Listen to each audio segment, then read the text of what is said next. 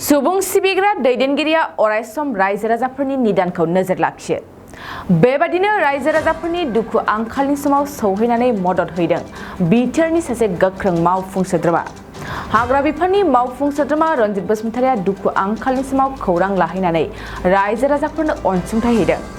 चिरां जिल्लानि सिङाव थानाय मालिबिथा एमइ स्कुलाव रैखाथि बादायाव थानांनाय रायजो राजाफोरनि सेराव थांनानै बिथां रनजित बसुमतारिया अनसुंथाइखौ होयो।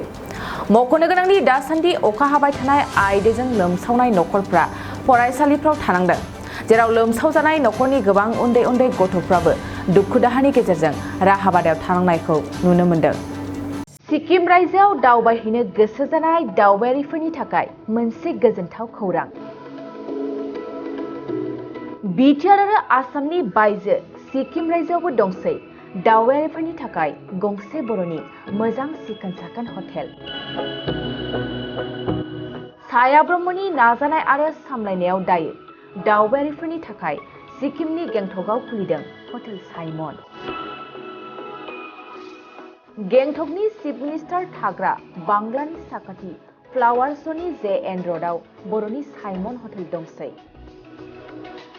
जुदि सिक्किम रायजोआव दावबायनो थाङोब्ला नैबे हटेल साइमनआव दावबायारिफ्रा हर थानो हागोन।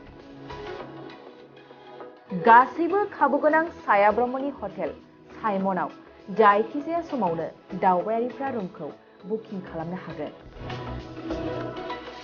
लोगोसेनो सोरबाफोर दावबायारिया सिगांग्रो रुमखौ बुकिं खालामनो सानोब्ला नैबे मबाइल नाम्बार 6291623149 आरो 7011225908 आव थोंजों स्लट लाहरनो हागोन।